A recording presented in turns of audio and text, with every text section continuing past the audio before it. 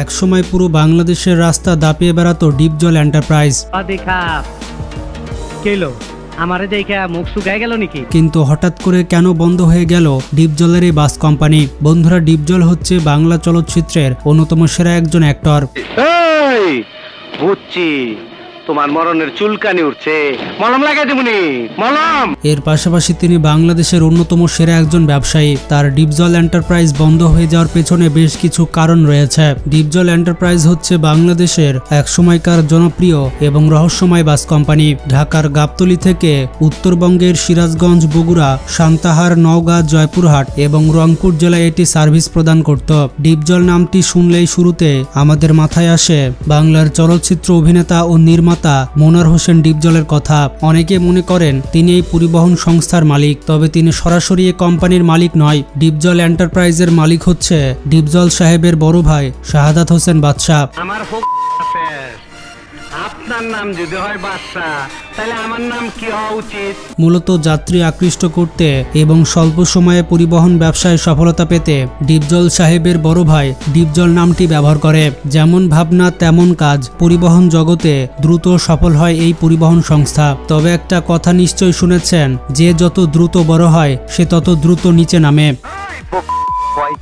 উত্তরবঙ্গের রংপুর সহ অধিকাংশ জেলাতে সর্বপ্রথম বিলাসবহুল এসি বাস ও মানসম্মত বাস দিয়ে সার্ভিস শুরু করে ডিপজল এন্টারপ্রাইজ। তবে কিছু সংখ্যক কারণে কয়েক বছরের মধ্যেই রাস্তা থেকে হারিয়ে যায় এই রহস্যময় অপারেটর। আজকের ভিডিওতে আপনাদের সামনে তুলে ধরব কেন ডিপজল এন্টারপ্রাইজ বাংলাদেশের রাস্তা থেকে হারিয়ে গেল এবং আবার কি বাংলাদেশের রাস্তায় ডিপজল এন্টারপ্রাইজকে দেখা যাবে।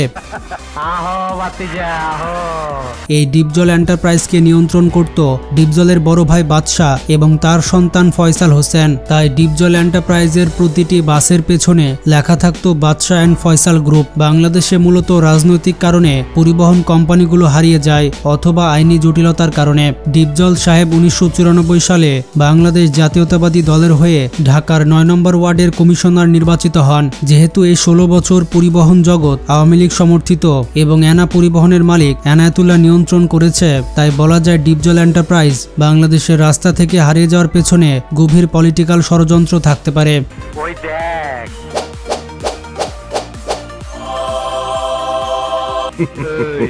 পারবি না আমারে সামাল দিতে? এখন সামনে বিপদ। আবার উত্তরবঙ্গের ডিপজল এন্টারপ্রাইজের দ্রুত জনপ্রিয়তা এবং যাত্রী সন্তোষের কারণে এনা সহ বড় বড় কোম্পানি রাজনৈতিক অপব্যবহার করে ডিপজলের পথ চলা বন্ধ করে দিতে পারে। এছাড়া অন্য একটি কারণ যেটা লোকমুখে শোনা যায়, ডিপজল সাহেব এবং তার পরিবারের পরিবহন ব্যবসা ছাড়াও আরো অনেক ধরনের ব্যবসা রয়েছে। তাই সময়ের সাথে সাথে পরিবহন ব্যবসার প্রতি অনীহা এবং এই অনীহার ছাপ গিয়ে পড়ে পরিবহন যাত্রী সেবার উপরে। দায়িত্বরত পরিচালনার লোকদের অবহেলা বেড়ে যায় এবং তারা মানসম্মত সার্ভিস দিতে পারে না। তাই যাত্রীরা ধীরে ধীরে মুখ ফিরিয়ে নেয়। আর এইভাবে বাংলাদেশের রাস্তা থেকে ডিপজল এন্টারপ্রাইজ হারিয়ে যায়। মূলত এই ভিডিওগুলোর তথ্যগুলি আমি বিভিন্ন ওয়েবসাইট ঘেটে এবং কৃত্রিম বুদ্ধিমত্তা ব্যবহার করে এই সব তথ্য যাচাই করা হয়েছে।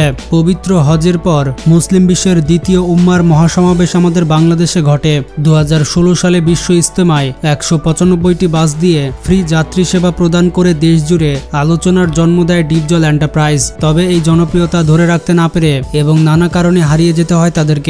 এছাড়া তাদের ফেস করতে হয়েছে আইনগত জটিলতা এবং রুট পারমিট সমস্যা। অনেক বাস কোম্পানির মতো রুট পারমিট নবায়ন না করা অথবা অনুমোদিত রুটে না চলাচল করার অভিযোগ উঠেছিল। বাংলাদেশ সড়ক পরিবহন কর্তৃপক্ষ থেকে পারমিট সাময়িকভাবে বাতিল করা হয়েছিল বলে জানা যায়।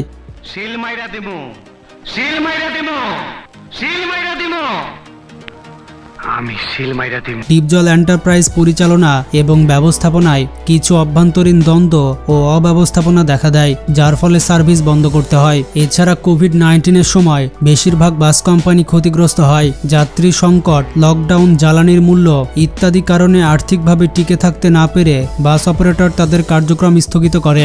ডিপজল এন্টারপ্রাইজের বাসগুলো রক্ষণাবেক্ষণ সঠিকভাবে না হওয়ায় অনেক গাড়িগুলো অনুপযোগী হয়ে পড়ে। নতুন গাড়ি সংযোজন বা পুরাতন মেরামত না করায় সার্ভিস দেওয়া বন্ধ রাখতে বাধ্য হয় তারা। এভাবে ডিপজল এন্টারপ্রাইজ আমাদের মাঝ থেকে হারিয়ে যায়।